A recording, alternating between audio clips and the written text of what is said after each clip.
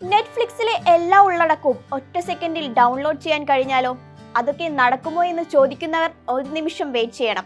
എല്ലാം നടക്കും, വെറും ഒറ്റ സെക്കൻഡിൽ. നാലു ചുറ്റും കടലിനാൽ ബന്ധപ്പെട്ട ഒരു രാജ്യം, ലോകത്തെ അതിശയിപ്പിക്കാനുള്ള വമ്പൻ വികസനങ്ങൾ നടപ്പിലാക്കാറുള്ള ഒരു രാജ്യം, ഹൈസ്പീഡ് റെയിൽവേ ശൃംഖല, ഏറ്റവും മികച്ച വിമാനത്താവളങ്ങൾ, ഭൂമികുലുക്കത്തെ പോലും പ്രതിരോധിക്കാൻ ശേഷിയുള്ള കെട്ടിടങ്ങൾ, അങ്ങനെ നീളുന്നു ഈ രാജ്യത്തിന്റെ പട്ടിക. അതിനെല്ലാം പുറമെ ഇപ്പോഴിതാ ലോകത്തിലെ ഏറ്റവും വേഗതയേറിയ ഇന്റർനെറ്റ് സംവിധാനം സജ്ജമാക്കിയിരിക്കുകയാണ് ഈ രാജ്യം. ഭൂമിക്ക് മുകളിലും താഴെയുമുള്ള ഏത് കാര്യങ്ങളും ഒരു ഒറ്റ കണക്ഷനിൽ വിരൽ തുമ്പിലെത്തിക്കാൻ കഴിയുന്ന ഇന്റർനെറ്റ് ഇടയ്ക്കൊക്കെ സ്പീഡ് ഇല്ലാതെയും കണക്ഷൻ കിട്ടാതെയും നമ്മളെയൊക്കെ ബുദ്ധിമുട്ടിലാക്കാറുണ്ട്. ഇന്റർനെറ്റ് ഇല്ലാതെ ദൈനംദിന കാര്യങ്ങൾ പോലും നടക്കാത്ത ഈ കാലത്ത് ഏറ്റവും സ്പീഡുള്ള കണക്ഷൻ പുതിയ ഇന്നോവേഷൻ ആകുമെന്നതിൽ ഒരു സംശയവുമില്ല. പതിവ് ഫൈബർ ഓപ്റ്റിക് സാങ്കേതികവിദ്യ ഉപയോഗിച്ചുകൊണ്ടുള്ള ഈ കണ്ടെത്തൽ ലോകത്തിന്റെ ഇന്റർനെറ്റ് ഭാവിയെ തിരുത്തിയെഴുതുമെന്നാണ് അനുമാനം. ഈ ഇന്റർനെറ്റിന് ഒരു സെക്കൻഡിൽ 1.2 പെറ്റാബിറ്റ് സ്പീഡാണ് ലഭിക്കുക. അതായത് ഒരു സെക്കൻഡിൽ 1 മില്യൺ GB. ഒന്ന് കണ്ണടച്ചു തുറക്കും മുമ്പേ നെറ്റ്ഫ്ലിക്സ് ലൈബ്രറി മുഴുവൻ ഡൗൺലോഡ് ചെയ്യാവുന്ന വേഗതയെന്നാണ് ഗവേഷകർ ഇതിനെ വിശേഷിപ്പിക്കുന്നത്. ബ്രൗസിംഗ് ഡൗൺലോഡിംഗ് വേഗത ഇന്ത്യയുടെ ഏകദേശ ഇന്റർനെറ്റ് വേഗതയായ 63.55 MBS-നേക്കാൾ 16 മില്യൺ മടങ്ങാണിത്. അതേസമയം US-ലെ ഇന്റർനെറ്റ് കണക്ഷനേക്കാൾ 3.5 ബില്യൺ മടങ്ങ് വേഗതയിലുമെന്നാണ് National Institute of Information and Communication Technology റിപ്പോർട്ടുകൾ വ്യക്തമാക്കിയത്.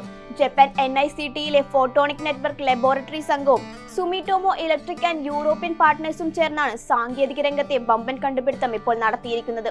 മാത്രമല്ല, പ്രത്യേകതരം 19 കോർ ഫൈബർ ഓപ്റ്റിക് കേബിളിലൂടെ ഒരു സെക്കൻഡിൽ 1808 കിലോമീറ്റർ ദൂരത്ത് നിന്ന് ഡാറ്റ അയക്കാനും സാധിക്കും. ഈ ഒരു വേഗതയിൽ മുഴുവൻ ഇംഗ്ലീഷ് വിക്കിപീഡിയയും 10,000 തവണ ഒറ്റ സെക്കൻഡിൽ ഡൗൺലോഡ് ചെയ്യാമെന്നാണ് അവകാശവാദങ്ങൾ ഉന്നയിക്കുന്നത്. കൂടാതെ 8K വീഡിയോസുകളും ഒറ്റ സെക്കൻഡിൽ ഡൗൺലോഡ് ആവും.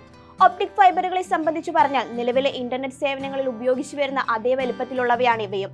അതിന്റെ കനം 0.125 മില്ലിമീറ്റർ മാത്രമാണ്. സുമിറ്റോമോ ഇലക്ട്രിക്സ് ആണ് ഈ ഒപ്റ്റിക്സ് ഫൈബർ രൂപകൽപ്പന ചെയ്തിട്ടുള്ളത്. അതേസമയം NICT-യുടെ ഒരു അന്താരാഷ്ട്ര സംഘത്തിന്റെ പിന്തുണയോടെയാണ് ട്രാൻസ്മിഷൻ സിസ്റ്റം നിർമ്മിച്ചിരിക്കുന്നത്. 86.1 കിലോമീറ്റർ വീതം നീളമുള്ള ട്രാൻസ്മിറ്ററുകൾ, റിസീവറുകൾ, 19 ലൂപ്പിംഗ് സർക്യൂട്ടുകൾ എന്നിവയാണ് NICT-യിലെ ഗവേഷകർ ഉപയോഗിച്ചത്. ഈ ലൂപ്പിലൂടെ 12 തവണ സിഗ്നലുകളെ കടത്തിവിട്ടു. 1808 കിലോമീറ്ററുകളോളമാണ് ഇവ കടന്നുപോയത്. റെക്കോർഡുകൾ മറികടന്ന സ്പീഡിലും ദൂരത്തിലും 180 ഡാറ്റ സ്ട്രീമുകളാണ് ഇവ വഹിച്ചതെന്നാണ് റിപ്പോർട്ടുകൾ പുറത്തു വന്നത്.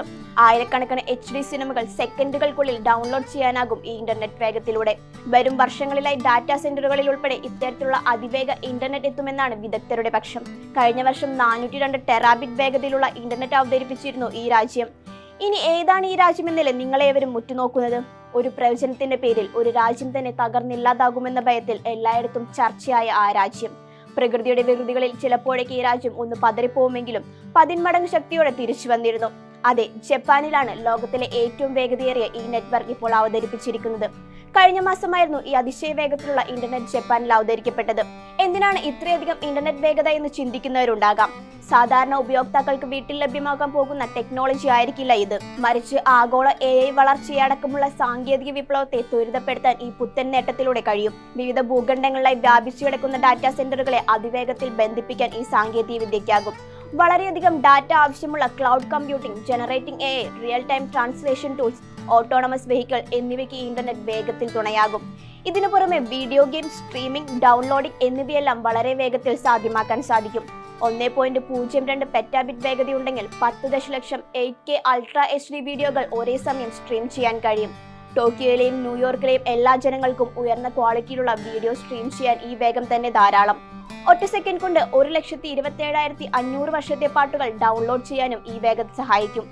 വിക്കിപീഡിയയുടെ എല്ലാ ഉള്ളടക്കങ്ങളും ഒരു സെക്കൻഡിൽ 10,000 തവണ ബാക്കപ്പ് ചെയ്യാൻ കഴിയുമെന്നതാണ് മറ്റൊരു അത്ഭുതം.